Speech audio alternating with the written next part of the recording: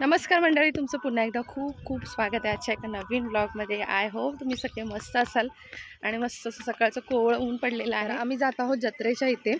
तर आता 1च्या दरम्यान ही जत्रा जी आहे ती संपणार आहे. दुकानं जे स्टॉल जे आहेत ते सगळे उचलणार आहेत. आणि आमच्याकडे कसं असतं की काल जी फुल जत्रा होती, तर त्याच्यापेक्षा आज जर जत्रेला आपण सकाळी गेलो काही गोष्टी घ्यायला, तर त्याची प्राईस जी असते ना ती थोडीशी कमी करतात. त्यामुळे म्हटलं चला आईला थोडंसं काही सामान वगैरे घ्यायचं होतं, तर त्यामुळे मग म्हटलं चला आपण जाऊया.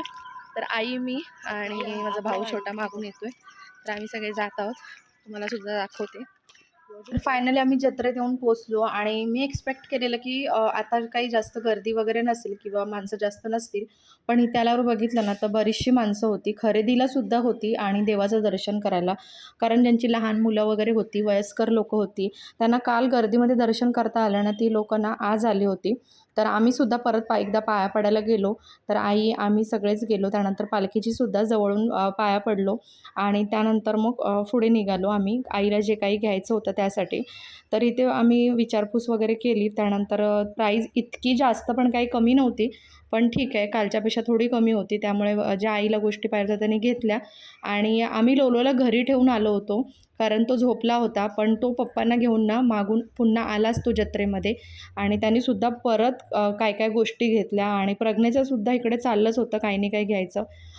तर आज आम्ही निघणार होतो मुंबईला येण्यासाठी रात्री. तर त्याआधी म्हटलं घरी पाया पडून यावं, म्हणजे माझ्या सासरी. तर तिकडेसुद्धा जायचं आहे इथून गेल्यानंतर आणि मावशीच्या गावीसुद्धा जायचं आहे.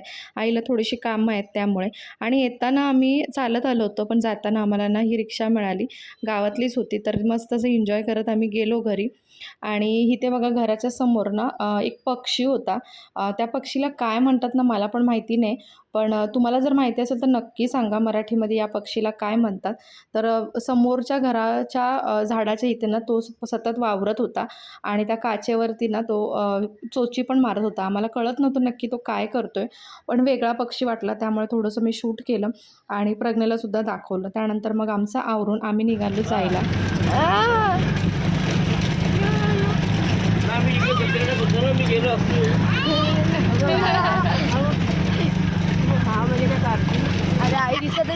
तर इथे माझी छोटी मावशीसुद्धा होती आणि बघा आम्ही इथे येऊन आमच्या घरी पोचलो. तर इथे देवाचं दर्शन वगैरे घेतलं, कारण इथे गावी आल्यानंतर देवाचं दर्शन न घेता जर मी रिटर्न गेले तर मला योग्य वाटत नाही ती गोष्ट, कारण माझ्या मनाला कुठेतरी खंत लागते. सो त्यामुळे मी इथे आली, दर्शन वगैरे घेतलं आणि त्यानंतर मग पुन्हा निघालो आम्ही जायला.